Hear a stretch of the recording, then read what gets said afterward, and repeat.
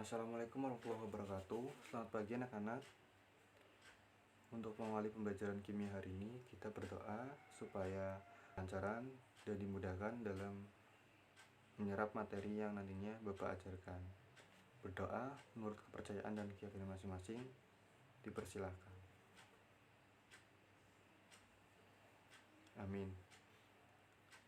Apa kabar anak-anak? Gimana untuk pembelajaran kimia hari ini? Masih semangat? Saya harap kalian masih semangat dan diberi kesehatan agar nantinya dapat mengikuti pembelajaran kimia hari ini dengan baik.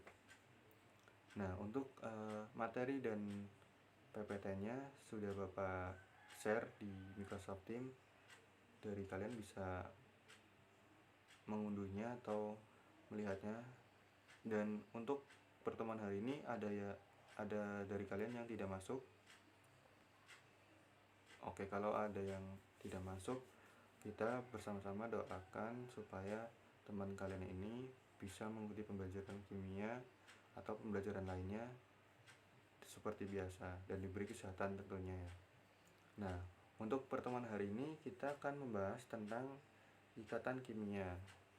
Nah, di mana ikatan kimia ini adalah bab selanjutnya dari struktur atom dan SPU kemarin.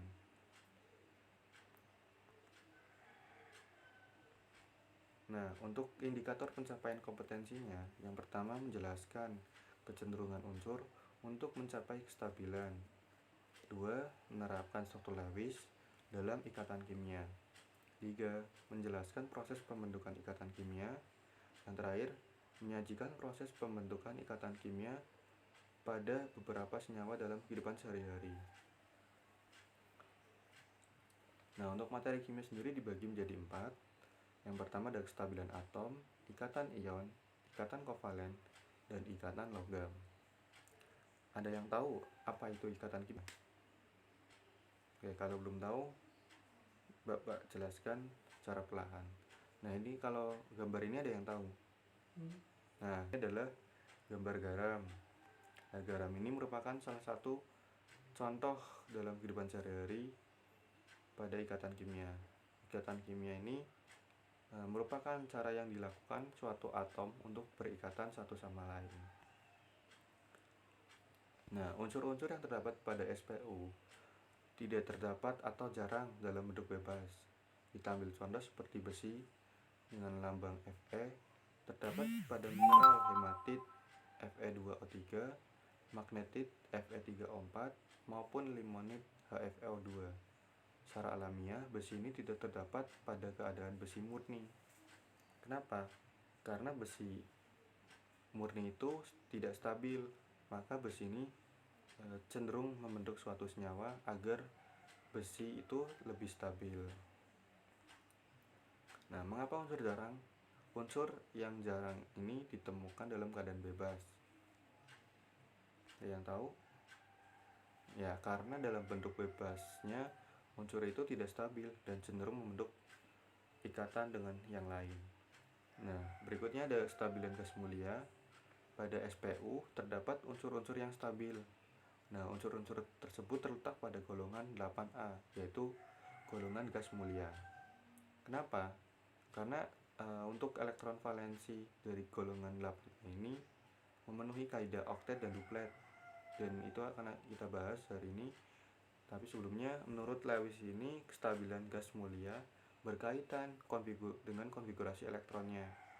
Dan gas mulia ini lebih stabil karena memiliki konfigurasi elektron penuh. Nah, yang dinamakan penuh itu seperti ini. Dari konfigurasi elektron gas mulia golongan 8A. Nah, kestabilan unsur di atas memiliki elektron valensi 8 atau 2. Yaitu untuk He2, Ne8, Ar8, Kr8, Se8, dan Rn8. Nah, untuk elektron valensi 2 itu memenuhi kaidah duplet dan elektron valensi 8 memenuhi kaidah oktet. Bagaimana suatu unsur dapat mencapai kestabilan? Seperti halnya kestabilan pada gas mulia. dengan berikatan, karena ketika suatu unsur dalam keadaan bebas dan itu tidak stabil, maka unsur tersebut agar stabil harus membentuk ikatan. Nah, kita beralih pada aturan oktet dan duplet. Kita ambil contoh ada dua, logam dan non-logam. Untuk logam sendiri seperti Na dan non-logam seperti Cl. Nah, logam ini Na lebih cenderung melepas elektron karena pada konfigurasinya sendiri memiliki elektron valensi 1, di mana Na itu cenderung melepas elektron 1 agar stabil. Nah, untuk non-logamnya sendiri Cl dengan elektron valensi 7, Cl ini harus menerima elektron sejumlah 1 agar stabil. Nah, elektron valensi itu kita menandai mana yang menerima dan melepasnya ketika elektron valensi itu di bawah atau kurang dari 4, itu unsur cenderung lebih ke melepas. Tapi ketika elektron valensinya lebih besar atau sama dengan dari 4, unsur itu lebih cenderung menerima elektron. Paham kan? Oke, kita lanjut. Struktur Lewis. Nah, struktur Lewis ini adalah cara penggambaran elektron valensi dari atom-atom yang digunakan berikatan. Penggambarannya biasanya disimbol dengan titik ataupun tanda silang. Nah, sebagai contoh, gambar struktur Lewis dari atom Cl dengan nomor atom 7. Cl kan elektron valensinya 7. Maka kita gambar unsur Cl dan elektron valensinya 7, 1, 2, 3, 4, 5, 6, dan 7. Nah, sampai sini paham? Oke. Bagaimana dengan struktur Lewis dari Na dengan nomor atom 11? Nah, yang kita tahu kan Na itu elektron valensinya 1, maka hanya ada tanda silang ataupun tanda titik untuk menandai struktur Lewisnya sejumlah 1. Nah, seperti itu. Selanjutnya ada ikatan kimia. Ikatan kimia merupakan tarik-menarik antara dua atom atau lebih membentuk molekul atau gabungan ion-ion sehingga keadaannya lebih stabil.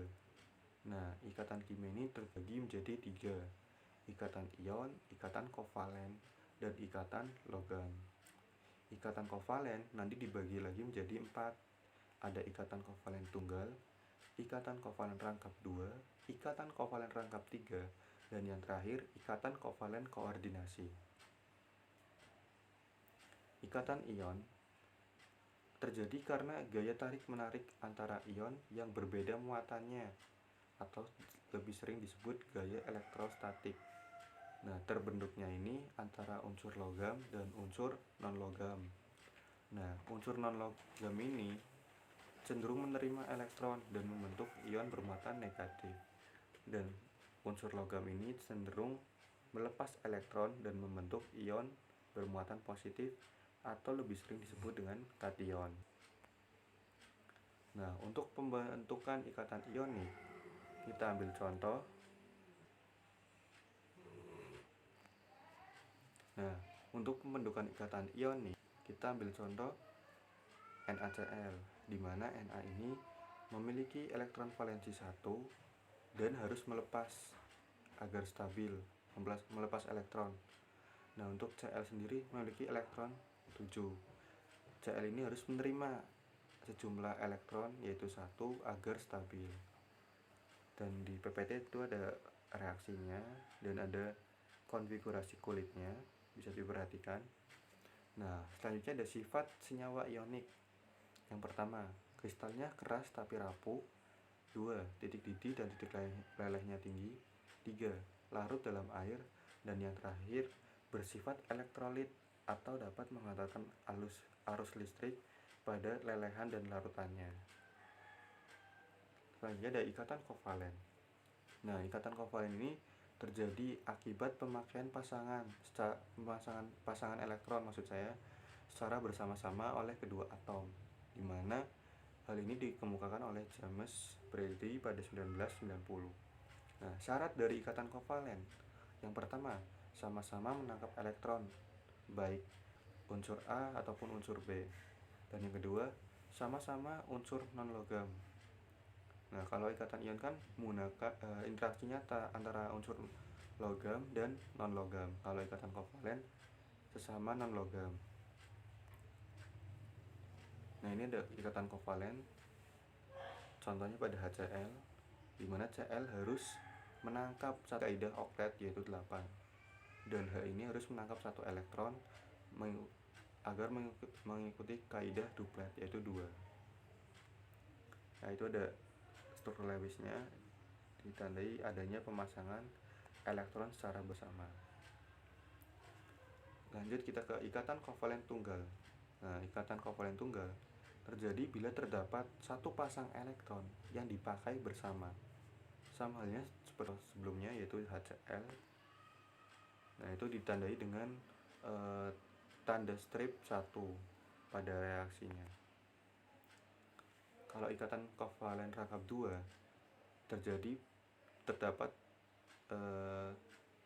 dua pasang elektron yang dipakai secara bersama, dimana seperti halnya dengan O2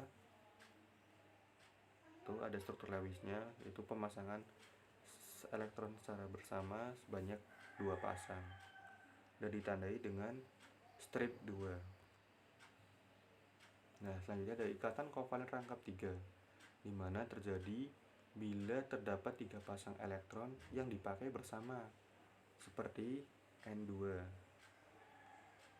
Itu ditandai dengan strip 3. Selanjutnya ada ikatan kovalen koordinasi. Berbeda dengan ikatan kovalen tunggal, kalau ikatan kovalen koordinasi ini dalam pasangan elektron yang digunakan secara bersama berasal dari salah satu atom yang berikatan. Kalau ikatan kovalen tunggal kan mereka saling membutuhkan. Koordinasi itu hanya satu atom atau satu unsur yang membutuhkan dan satu unsur lagi yang memberikan sepasang elektronnya. Kita ambil contoh NH4 plus. Nah, NH4 plus ini didapat dari reaksi NH3 dengan H plus dan membentuk ikatan kovalen koordinasi. Karena H sendiri melepas satu elektron dan tidak memiliki elektron, dan nitrogen ini memiliki elektron valensi 5. Ketika digunakan NH3 berikatan dengan H3, berarti masih ada sepasang elektron. Nah, sepasang ini digunakan untuk berikatan dengan hidrogen dari H+. Nah, itu ada rumus Lewisnya dan di bawah itu ada rumus bangunnya.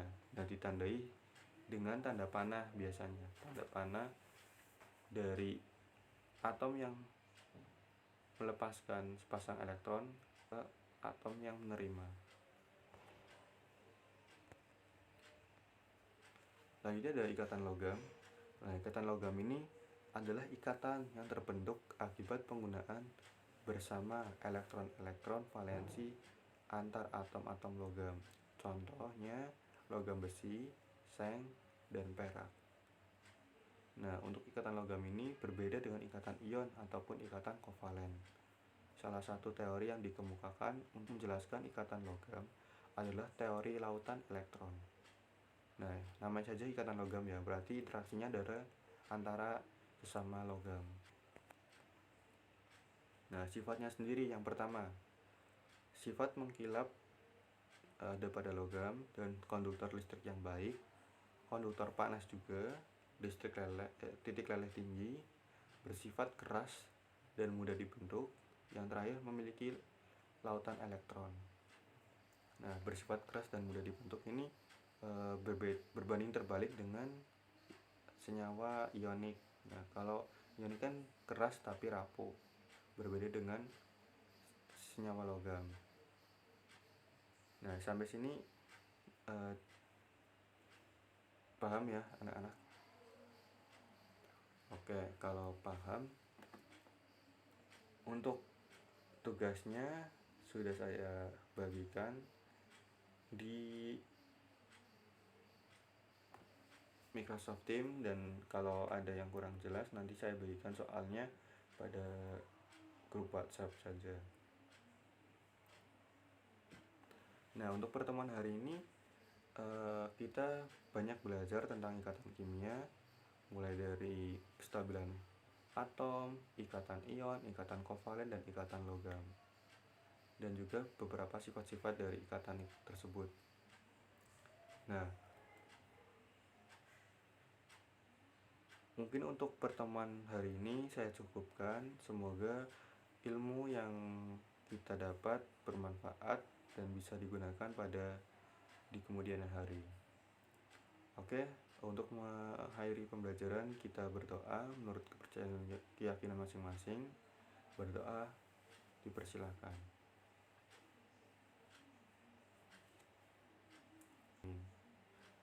Selamat pagi, sampai jumpa. Terima kasih anak-anak. Wassalamualaikum warahmatullahi wabarakatuh.